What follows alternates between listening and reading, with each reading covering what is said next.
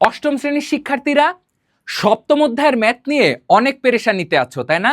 কিছুই বুঝো না কেমনে কি হয়, মহাকর্ষ সূত্র থেকে কিভাবে বা অঙ্কগুলি আসবে, কিংবা ওজন জিজ্ঞেস করলে কি বা উত্তর দিবে, তাই না? তো চলো তোমাদের সেই সংশয় কাটিয়ে দিই আজকে। তুমি দেখতে পাচ্ছ এখানে একটি প্রশ্ন রয়েছে, যার একটি অ্যানিমেটেড চিত্র তোমাদেরকে দাগ দিয়ে দিচ্ছি বা দাগিয়ে দিয়েছি বা দেখাচ্ছি। এখানে কেন এই চিত্র? আমি তোমাকে বলছি তুমি অষ্টম শ্রেণীতে আছো, কিন্তু তুমি যখন নবম শ্রেণীতে উঠবে, তুমি যখন সায়েন্স নিবা, তোমার ফিজিক্স বা পদার্থবিজ্ঞান কিন্তু পড়তে হবে। সেইখানে তুমি যদি চিত্র এঁকে না পড়ো, তুমি কিন্তু কোনোভাবেই অ্যান্সারটা খুব ইজিলি করতে পারবা না, আনলেস তুমি সেটি মুখস্থ করেছো। আর আমরা কখনোই মুখস্থকে সাপোর্ট করি না। তো কেন আমি মুখস্থ করব যদি আমি সেটা বুঝতে পারি? তো চলো একটু দেখি। বিদ্যালয়ের মাঠে দাঁড়িয়ে থাকা তিন বন্ধু লিটু, টিটু, জিতুর ভর যথাক্রমে 40 কেজি, 50 কেজি, 60 কেজি। তো আমি ধরে নিলাম লিটু, টিটু এবং জিতু রয়েছে, লিটু, টিটু এবং জিতু রয়েছে, তাদের করসপন্ডিং ভরগুলি এখানে দেওয়া রয়েছে। তারপরে টিটু থেকে লিটুর দূরত্ব 2 মিটার, যেটা এখানে দেখতে পাচ্ছ, এবং জিতুর দূরত্ব 3 মিটার। কার থেকে? টিটু থেকে। তো সেটা দেখলাম, মানে ছবিটি এঁকে ফেললাম। এবং আমরা জানি মহাকর্ষীয় ধ্রুবক জি এর মান 6.673 ইন্টু 10⁻⁻11 nm স্কোয়ার কেজি -2। ঠিক আছে, এটি যখন হচ্ছে তখন আমরা চলো দেখি সৃজনশীলে কেমন আসতে পারে। তোমাকে বলতে পারে যে জিতুর ওজন নির্ণয় করো, জিতুর ওজন নির্ণয় করো। তো ওজনের সূত্র কি বাবা? ওজনের সূত্র হচ্ছে W = mg। এখন জি সমান জি এর মান যে 2, এটা হয় 9.8। এখন জিতুর ওজন, জিতুর ভর কত? জিতুর ভর কিন্তু কই, জিতু ব্যক্তি কই, জিতু হচ্ছে 60 কেজি। তো 60 কেজি যদি জিতুর ভর হয়, তাহলে এটা সমান 60 আর এটা সমান 9.8। তুমি যদি একটা সিম্পল মাল্টিপ্লাই করো, তাহলেই কিন্তু বের হয়ে যাবে যে 60 ইন্টু 9.8, তোমার এখানে পাবা 60, 6 10 আর 600, 9.8 মিনস 588 নিউটন।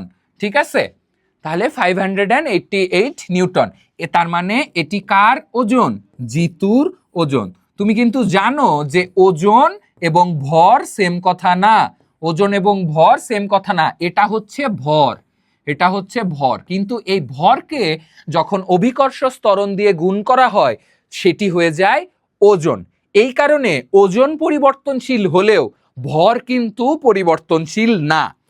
আবার বলছি, ওজন পরিবর্তনশীল হলেও ভর কিন্তু পরিবর্তনশীল না। তোমার এটা মাথায় রাখতে হবে। এই কারণেই চাঁদে ওজন চেঞ্জ হয়, ভর চেঞ্জ হয় না। ওজন চেঞ্জ হয়, ভর চেঞ্জ হয় না। কারণ কি? চাঁদে এই জিটা 1/6 হয়ে যায়। তার মানে 9.8 কে যদি তুমি 6 দিয়ে ভাগ করো, তাহলে এটা 1.63 অ্যারাউন্ডে আসে। তো তখন এই 60কে এই 9.8 না দিয়ে 1.63 দিয়ে কিন্তু মাল্টিপ্লাই করতে হবে, তখন একটা নতুন রেজাল্ট পাবা। তখন দেখবা এই নিউটন আর ওই নিউটন মিলবে না। তার মানে ওজন যে সেম না, এই তুলনাটা কিন্তু তুমি বুঝিয়ে দিতে সক্ষম হলা। এখন চলো, এটা হয়ে গেল। তারপরে যদি ঘ নাম্বারটা দেখি, টিটুর সাথে কোনো বস্তুর আকর্ষণ বল, কোন বস্তুর আকর্ষণ বল বেশি হবে? বস্তু বলতে লিটুর আকর্ষণ বল বেশি হবে নাকি জিতুর হবে? এখন আমরা জানি এফ সমানুপাতিক কি m1 ইন্টু m2। তার মানে ভর যদি বাড়ায়, আকর্ষণ বল কি বাড়বে, ভর কমাইলে আকর্ষণ বল কমবে। কিন্তু ডিস্টেন্সের উপরে আমরা কিন্তু জানি এরা দূরত্বের বর্গের ব্যস্তানুপাতিক। তার মানে ডিস্টেন্স যদি বাড়ে, তাহলে এফ কিন্তু কমবে, আর ডি যদি কমে, এফ কিন্তু বাড়বে। তার মানে আমরা অঙ্ক করার আগেই বুঝতে পারবো উত্তর কোনটি হবে। কেন এই কথা বলছি? যদি যেই দুইটি বস্তুর ভেতরে দূরত্ব কম, তার মানে তার ভেতরকার আকর্ষণ বল বেশি, আর যাদের ভেতরে দূরত্বটা বেশি, তার মানে তাদের ভেতরে আকর্ষণ বলটা কম। এখানে তুমি দেখতে পাচ্ছ টিটু আর লিটুর ভেতরে রয়েছে দূরত্ব কত? 2 মিটার। আর টিটু আর জিতুর ভেতরে দূরত্ব কত? 3 মিটার।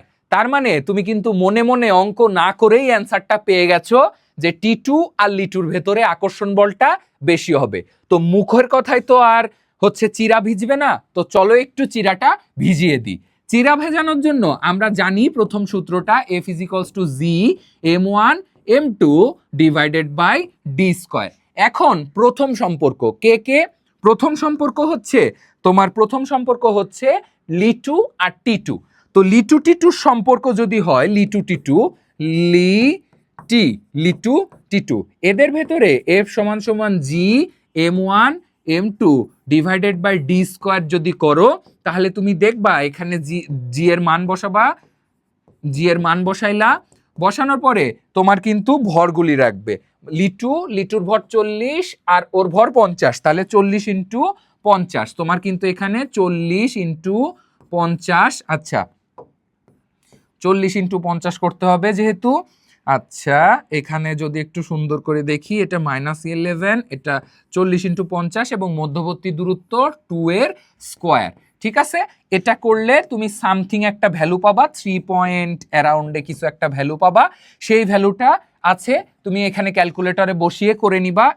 এটার সাথে কি করবা, এটা গুণ করে তাকে 4 দিয়ে ভাগ করে তার সাথে এটা গুণ করে দিবা, তাহলে 3 পয়েন্ট সামথিং আসবে। এবং তোমার হচ্ছে এই এফ গেল F1 আর লিটু টি2 আর আরেকটা ছিল টি2 জিতু, আরেকটা ছিল কি টি2 আর জিতু, তাদের ভেতরে দূরত্ব খালি 3 মিটার আর 50-60 হবে তাদের ওজন। তাহলে F2 সমান যদি দেখো, তাহলে তোমাকে দেখতে হবে m1 m2 divided by d square. এখানে 6.673 ইন্টু 10 টু দি পাওয়ার -11 এটা যদি থাকে, তার সাথে তোমার 50 ইন্টু 40 ডিভাইডেড বাই 3 স্কয়ার, এটা 2 পয়েন্ট সামথিং পাবা। তার মানে তুমি বুঝতে পারছো F1 কিন্তু F2 থেকে বড়।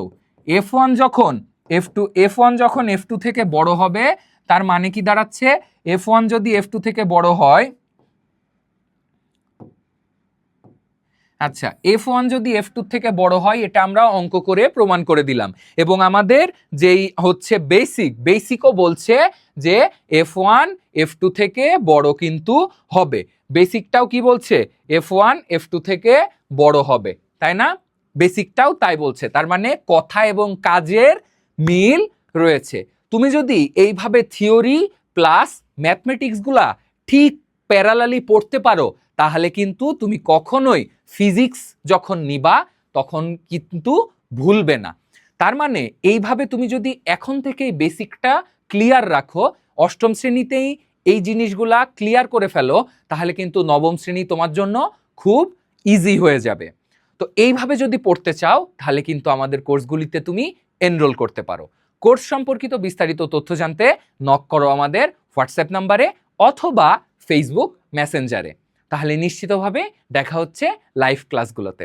ততদিন পর্যন্ত তোমরা সবাই ভালো থাকো, সুস্থ থাকো এবং অবশ্যই ক্লাস বেলের সাথেই থাকো। তোমাদের সবার জন্য শুভকামনা। আসসালামু আলাইকুম।